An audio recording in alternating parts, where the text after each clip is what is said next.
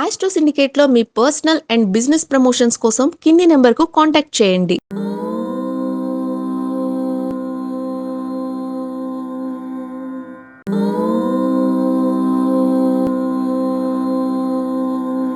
ఓం శ్రీ గురుభ్యో నమః. హరి ఓం.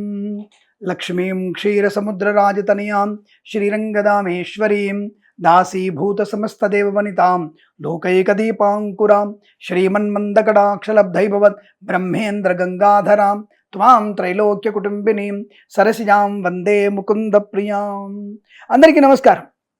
15వ తేదీ మనకి అద్భుతమైనటువంటి మరొక వ్రతం కూడా ఉందనుకున్నాం కదా, మధుశ్రావణి వ్రతం. ఇది మానసాదేవి పూజ కూడా అంటారు కొంతమంది. విషహరి ఈరోజు విశేషంగా మరి ఎవరు చేస్తారు ఈ వ్రతాన్ని? ఈ వ్రతం విషయం ఎక్కడ చెప్పబడిందంటే స్కాంద పురాణంలో స్పష్టంగా చెప్పబడింది. మధుశ్రావణి వ్రతం అంటే ఇది ముఖ్యంగా కొత్తగా పెళ్ళైనటువంటి వధువు వరుడు ఇద్దరు కూడా కలిసి చేసుకునేటువంటి ఒక ముఖ్యమైనటువంటి వ్రతం. ఈ వ్రతం వల్ల తప్పనిసరిగా ఈ యొక్క భర్తకి సంపూర్ణ ఆయుష్ పొందుకునే అవకాశం. మనం స్వర్ణగౌరి వేపుకున్నాం కదా, అలాంటి వ్రతం ఇది కూడా. ఇక్కడ మనకి మానసాదేవిని ఎంత అద్భుతంగా పూజిస్తే అంత మంచిది. నిర్మలమైన మనస్సు, వీణాధారి అయి, అలాగే తామర పూలు పట్టుకొని, అలాగే తెల్లటి చీరని, సువర్ణపు అంచులతో ఉన్నటువంటి చీరని ధరించి, తలెండా పూలు పెట్టుకొని, అద్భుతమైనటువంటి కనురూపాలతో, అద్భుతమైనటువంటి అలంకరణతో కనిపించేటువంటిది మానసాదేవి అమ్మవారు. అద్భుతమైన రూపం అమ్మవారిది. చూడగానే మనసులో మన తల్లి, మన చెల్లి వాళ్ళలాగా కనబడేటువంటి మానసాదేవి. ఈ మానసాదేవికి ప్రీతి అయినదే మధుశ్రావణి వ్రతం. చాలా మంచి విశిష్టమైనటువంటి యోగాన్ని, దీర్ఘ సుమంగళ యోగాన్ని పొందుకునేది. ఇక్కడ మనకి మధుశ్రావణి వ్రతాన్ని కూడా అమ్మవారిని ఆవాహనం చేసుకొని ఒక తెల్లటి వస్త్రాన్ని పీఠ మీద వేసి దానిపైన ఒక కలశ స్థాపన చేసి అమ్మవారిని, అంటే ఇక్కడ మీరు పార్వతీ అమ్మవారికి పెట్టుకోవచ్చు, లక్ష్మీ అమ్మవారిని పెట్టవచ్చు, సరస్వతి అమ్మవారిని పెట్టవచ్చు.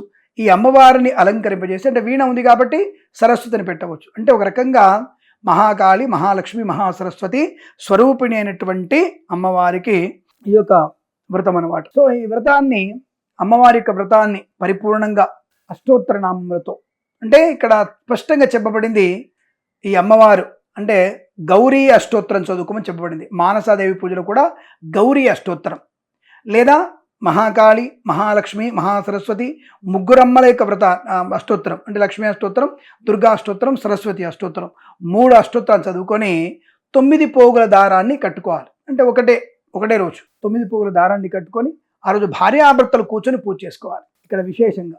అయితే ఇక్కడ ఇంకా విశేషం ఏంటంటే ఇది ప్రదోష కాలంలో సాయంకాల సమయంలో తులసి కోట దగ్గర పూజ చేసుకోవాలి. తులసి కోట దగ్గర పూజ చేసుకోవడం చాలా మంచిది. శ్రావణ మాసం కదా, ముసురు పడే అవకాశం ఉంటుంది కనుక దేవుడి గదిలో చేసుకోవడం ఉత్తమం. ఇప్పుడు తులసి గది అంటే, తులసి కోట అంటే కొద్దిగా పైన ఆచ్ఛాదన ఉంటే తులసి కోట దగ్గర చేసుకోండి. పైన పర్లేదండి మాకు ఆచ్ఛాదన ఉంది, బాల్కనీ పెద్దగా ఉంది, మాకు ఇబ్బంది ఏం లేదనుకుంటే హాయిగా తులసి కోట దగ్గరనే ఒక పీట వేసి, పీట పైన తెల్ల వస్త్రం వేసి, దానిపైన బియ్యం పోసి, దానిపైన అమ్మవారి రూపాన్ని పెట్టుకొని అమ్మవారికి పంచామృతములతో అభిషేకము చేసి, అమ్మవారికి గంధ పుష్పాక్షాదులు వేసి అష్టోత్తర నామం చెప్పి, అమ్మవారికి ప్రీతైనటువంటి తోరగ్రంథి పూజ 21 నామాలు, అమ్మవారి నామాలు చెప్పుకొని, అమ్మవారి 21 నామాలు చెప్పి ఆ తోరగ్రంథి మీద అక్షింతలు వేసి, పసుపు కుంకుమ వేసి దానిని చేతికి కట్టుకునే ప్రయత్నాన్ని చేయాలి. అలా ఆ తోరాన్ని 9 పోగుల దారాన్ని కట్టుకోవడం వల్ల, నవతంతు ధారణం వల్ల శుభమైనటువంటి యోగ్యం కలుగుతుంది, ఐశ్వర్యం ప్రాప్తిస్తుంది, విపరీతమైనటువంటి కష్ట నష్టాల నుంచి బయటపడతాం మనం. ముఖ్యంగా ప్రాణగండం ఉన్నవారు కూడా, భగంధరాది కుష్టు వ్యాధిలోకి లోనయ్యేటువంటి వ్యక్తులు కూడా సంపూర్ణ దేహారోగ్యాన్ని పొందుకోవడం, క్యాన్సర్ లాంటి పెద్ద పెద్ద వ్యాధుల నుంచి బయటపడడానికి అవకాశం ఉంటుంది. నువ్వు భక్తితో అమ్మవారిని కొలిస్తే అటువంటి నీకు సంపూర్ణమైనటువంటి దేహ ఆరోగ్యాన్ని ఇస్తుంది మీ భర్తకి. అయితే తొలి వధువు అంటే పెళ్ళైనటువంటి 6 మాసాలు ఉన్న వాళ్ళు తప్పకుండా చేయాల్సిన వ్రతం ఈ ఆషాఢ నోములు, మంగళగిరి వ్రతాలు చేస్తారు కదా. ఎలాగో పుట్టింటికి వస్తాం కదా, ఆ పుట్టింట్లో కూడా ఈ 15వ తారీఖు ఆగస్టు 15వ తేదీ శనివారం రోజున హాయిగా ఈ వ్రతం కూడా చేసేయండి. ఎక్కడండి శుక్రవారం వరలక్ష్మి వ్రతం టైర్డ్ అయిపోయాం అనుకోకండి. శుక్రవారం వరలక్ష్మి వ్రతం నీకు ఐశ్వర్య ప్రాప్తి కొరకే. ఇక్కడ భర్త గారి సంపూర్ణమైనటువంటి ఆరోగ్యం కొరకు, ఆయుష్ కొరకు. అయితే పెళ్ళైన నవవధువులు చేయాలి. సో పెళ్ళై 5 ఏళ్ళు అయింది అక్కర్లేదు, పెళ్ళైనటువంటి సంవత్సరం లోపు ఇది చేసుకోవడం విశేషంగా చెప్పబడింది.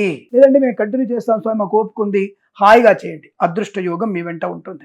ఇలా అమ్మవారికి ప్రదోష కాలంలో పూజ చేసి హాయిగా అమ్మవారిని తలుచుకొని సాయంకాల సమయంలో భక్తి పారవశ్యంతో లలిత సహస్రనామ పారాయణలు కానీ లేదా లలిత సంగీతం కానీ లేదా సంగీతంలో అమ్మవారి కీర్తనలు విని అద్భుతమైనటువంటి త్యాగరాయ కీర్తనలు కానీ అమ్మవారి కీర్తనలు కానీ విని ఆనందపడి సాయం సమయంలో భర్త గారికి అక్షింతలు ఇచ్చి నమస్కారం చేసుకొని భోజనం చేసి నిద్రకు ఉపక్రమించవచ్చు, ఇబ్బంది ఏమీ లేదు. ఉదయం సాయంత్రం వరకు కాస్త 2 పళ్ళు కాసిన పాలు తాగి మాత్రమే నక్తముగా ఉంటూ సాయంకాల సమయంలో పూజ చేస్తే విశేషమైన యోగం కనపడుతోంది. దాని ఫలితం అద్భుతంగా ఉంటుంది, సందేహం లేదు. మరి ఈ వ్రతాన్ని ఎవరెవరు చెప్పారు అంటే ఇది మన స్కాంద పురాణంలో స్పష్టంగా చెప్పబడింది. సనత్ కుమారుడి నుంచి మనకి ప్రజలకి ఈ విషయం తెలియబడింది, నారదుల వారి చేత ఈ విషయం చెప్పబడింది. కాబట్టి మనకి స్పష్టంగా స్కాంద పురాణంలో ఈ యొక్క మధుశ్రావణి వ్రతం అనేది స్పష్టంగా ఉందన్న విషయాన్ని గమనించండి. మరి దీని కథ ఏమిటి అని అడిగితే ఇక్కడ పూర్వ ఒక నగరంలో ఒక వర్తకుడు అంటే వైశ్యుడు ఉండేవాడు. ఆ వైశ్యుడికి 5 కుమారుడు. వారందరికీ వివాహాలు అయ్యాయి. అందరికంటే చిన్న కోడలు చాలా ధార్మికమైన భక్తి ఎక్కువ, అందరికీ భక్తి ఎక్కువే. చిన్న కోడలు కాస్త ఎక్కువ భక్తి, కొద్దిగా ఎక్కువ భక్తి, ధర్మాత్మురాలు కూడా. అదే ఓ శ్రావణ మాసంలో ఆమె తులసి చెట్టు దగ్గర పూజ చేసుకుంటున్నప్పుడు 5 నాగుపాములు ఒకేసారిగా అక్కడికి వచ్చాయి. 5 నాగుపాములు ఒకేసారి వచ్చాయి అక్కడికి. ఆడ భయపడలేదు. భయపడకుండా ఆ 5 నాగుపాముల్ని నమస్కరిస్తూ కుమారస్వామి వచ్చాడని చెప్పేసి భావన చేస్తూ ఆ యొక్క చిన్న కోడలు వాటన్నిటికీ గౌరీదేవి స్వరూపాలుగా స్కందుడు స్వరూపాలుగా పూజ చేసిందట. చేసేసి నమస్కారం చేసుకుంది. వారందరూ కూడా దేవతలందరూ కూడా చాలా సంతోషపడ్డారు. అరే మనల్ని చూసి భయపడతారు వీళ్ళు, ఇదేమిటి ఇక్కడ మనకి ఈ అమ్మాయి భయపడలేదని చెప్పేసి అమ్మాయికి వారు మంచిగా అమ్మవారి రూపాన్ని ధరించి వరం ఇస్తారట.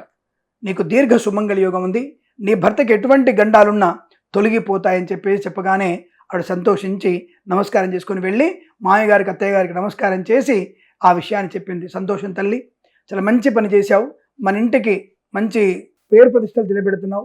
తప్పకుండా ప్రతి సంవత్సరంలో కూడా ఈ రోజున మనకి అనుకూలంతన మనం తప్పకుండా ఈ వ్రతం చేసుకుందామని చెప్పేసి వాళ్ళు ఆనందపడి చెప్తారు. కొత్త కోడలైనా ప్రతి సంవత్సరం చేసుకొని పూనుకుంటారు. ఆ తర్వాత సంవత్సరం కూడా 5 కోడళ్ళు ప్రతి సంవత్సరం ఇలా తులసి కోట దగ్గర ఈ మధుశ్రావణ వ్రతం చేస్తుంటారు. మధు అనే పేరు ఎందుకు వచ్చిన దానికి అంటే అక్కడ వచ్చినటువంటి దేవతలకి తేనెను నైవేద్యంగా పెట్టింది ఆవిడ. తేనెను నైవేద్యంగా పెట్టింది. ఆ తేనె తిని వారు సంతుష్టులై, అంటే విషాన్ని తాగేటువంటి పాములు తేనెను స్వీకరించి అమృతాన్ని ఇచ్చాయి అని అర్థం అక్కడ. కాబట్టి ఇక్కడ జాగ్రత్తగా, అంటే పాములు కనబడితే పాలు పోయమని తేనె పెట్టడం కాదు, పాములని కాపాడండి, పాములని చంపకండి అని చెప్పడం పరోక్ష ఉద్దేశం ఇది.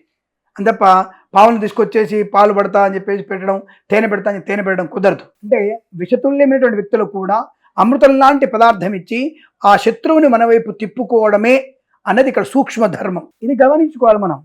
అది గమనించకుండా పాములు చేయగాటి పాలు పెడదాం, లేదా తోకను పట్టుకొని తిప్పుదాం, గోడకేసి కొట్టేద్దాం, లేదా కర్రతో చంపేద్దాం అనేది కరెక్ట్. పాముకి నాగపడి ఉంది, దాన్ని పీకేసుకుందాం, ఈ లక్షణాలన్నీ కూడా మనకి దౌర్భాగ్యాన్ని కలిగిస్తాయి. అలా ఈ నాగులందరూ కూడా అమ్మాయిని ఆశ్రయించిపోయిన తర్వాత వాళ్ళు చేస్తుంటారు. ఒకరోజు ఈ వర్తకుని యొక్క చిన్న కోడలి భర్త వర్తక నిమిత్తమై, వ్యాపార నిమిత్తమై దూరదేశం వెళ్తుంటాడు. మార్గ మధ్యలో తనకి తీవ్రమైనటువంటి సర్పదోషం, ఇతని జాతకంలో 5వ స్థానంలో ఉన్నటువంటి సర్పదోషం ఇతనికి ఎక్కువగా ఉంది. ఈ సర్పదోషం వల్ల తనకి ఆ నాగదోషం ఉందన్న విషయం తెలిసి అడవిలో వెళ్తున్నప్పుడు ఒక సర్పం అతన్ని కరిచేందుకు వస్తుంది. అది హఠాత్తుగా కరడానికి వస్తూ ఉంటుంది, వేగంగా పరిగెట్టుకుంటూ వచ్చేసి అప్పుడు ఎక్కడైతే ఈ అమ్మాయి చేత పూజలు చేసుకున్నారో, పూజలు గావించబడ్డారో, గౌరవించబడ్డారో, పూజించబడ్డారో ఆ నాగులన్నీ కూడా ఈ సర్పం దగ్గరికి వచ్చేసి తప్పు వద్దు, ఆవిడికి మేము దీర్ఘ సుమంగళి యోగాన్ని ఇచ్చాము, వాళ్ళ గండాలన్నీ కూడా తప్పిపోయినాయి అని చెప్పేసి ఆ పాముని అక్కడే ఒక చెట్టుకి గట్టిగా కాటు వేయించేసి ఆ యొక్క కోపాన్ని, అంటే ఈ యొక్క పాము యొక్క కోపం తగ్గిపోవాలి కదా, తగ్గించేసి వాళ్ళందరూ కూడా ఆ వ్యక్తిని ఆశీర్వదిస్తారు. అక్కడి నుంచి అందరూ ఆ అబ్బాయి వర్తకుడు, ఆ చిన్న కుమారుడు వర్తకుడు హాయిగా ఇంటికి వెళ్ళిపోతాడు. వెళ్ళి ప్రాణాలు కాపాడుకుంటాడు. అతనికి విశేషమైన ధనధాన్యాలు కూడా వచ్చేట్టుగా వరం ఇస్తారు. తన వ్యాపారం బ్రహ్మాండం జరుగుతుంది. ఆయన ఎక్స్పెక్ట్ చేసింది 100 రూపాయలు, ఆయనకు వచ్చింది 1000 రూపాయలు. అంత ధనాన్ని తీసుకొని సంతోషంగా వస్తూ ఆ యొక్క నాగదేవతలను స్మరించుకుంటూ కుమారస్వామిని నమస్కరించుకుంటూ ఇంటికి వస్తాడు. ఇంటికి వచ్చేసి తల్లిదండ్రులకు నమస్కారం చేసి విషయాన్ని చెప్తాడు. చాలా సంతోషపడతాడు. నాది కాదు నాయన, మా ఆశీస్సులు, అమ్మవారి అనుగ్రహం, ఆ సుబ్రహ్మణ్య స్వామి కరుణ వహించాడు, నాగదేవతలు అనుగ్రహించాయి, అలాగే నీ భార్య చేసుకున్న పుణ్యబలము, నీ వదినలు చేసిన పుణ్యబలం అని చెప్తాడు. వెంటనే ఆ అన్నయ్యలకి వదినలకి నమస్కారం చేసి భార్య వద్దకు వెళ్ళి ఇలా జరిగిందని చెప్పి సంతోషంగా విషయం చెప్తుంటాడు. ఆ యొక్క అమ్మాయి ఎంతో సంతుష్టురాలై చిన్న కోడలు ఆ నాగదేవతలకి మళ్ళీ మనస్సులోనే నమస్కారం చేసుకుంటుంది, ఆ మనస్సులోనే ఆ దేవిని ప్రసన్నం చేసుకుంటుంది. కాబట్టి ఆ మానసాదేవికి ప్రసన్నం చేసుకోవడం వల్ల ప్రయోజనాన్ని పొందుకొని, అలాగే అప్పటి నుంచి ఆనవాయితీగా మధుశ్రావణి వ్రతాన్ని ప్రతి తదియ రోజున, శ్రావణ మాసంలో శుక్లపక్షంలో తదియ రోజున మధుశ్రావణి వ్రతాన్ని ఆచరిస్తూ ఆ నాగదేవతల్ని పూజించేటువంటి యోగాన్ని పొందుకుంటుంది. ఇలా కుమారస్వామిని, అమ్మవార్లని అనేక రూపాలతో కొలవడం, పూజించడం అర్థం ఏమిటంటే అడవుల్ని కాపాడండి, జంతువుల్ని, ఇటువంటి పాముల్ని, ఎలకల్ని కాపాడే ప్రయత్నం చేయండి. అన్నిటిని సంవరించి అడవుల్ని నరుక్కుంటూ వెళ్ళిపోయి ఆ పుట్టల్ని ఛేదించి వాటిలోకి మనం వెళ్ళిపోయి అడవిలోకి మనం వెళ్ళి అవన్నీ మన మీద పడుతున్నాయని చెప్పేసి ఏడవడం అనేది కరెక్ట్ కాదు. అడవుల్ని కాపాడండి, ప్రకృతిని కాపాడండి అని చెప్పడమే ఈ ధర్మబద్ధమైనటువంటి కథల వెనుక, పూజల వెనుక ఉన్నటువంటి ప్రయోజనము. ఆ విషయాన్ని గమనించుకుంటే మంచిది. ఇలా మీరు కూడా మధుశ్రావణి వ్రతాన్ని ఆచరించి సుఖ సంతోష ఐశ్వర్య దీర్ఘ సుమంగళి యోగం పొందాలని కోరుకుంటూ, నవవధువులు తప్పకుండా చేయండి. అంటే ఈ యొక్క పరాభవనామ సంవత్సరం ఎవరికైతే పెళ్లి జరిగిందో వాళ్ళందరూ కూడా తప్పకుండా మధుశ్రావణి వ్రతాన్ని ఆచరించి విషహరి అనేటువంటి అమ్మవారి అనుగ్రహాన్ని పొందుకొని సమస్తమైనటువంటి శుభయోగాలు, అష్టైశ్వర్య ప్రాప్తి పొందాలని కోరుకుంటూ సర్వేజన సుఖినో భవంతు. మళ్ళీ వచ్చే ఎపిసోడ్లో నాగుల చవితి అనేటువంటి ప్రత్యేక కార్యక్రమం గురించి చెప్పుకుందాం. ప్రేమతో మీ కిరణ్ శర్మ. నమస్కారం.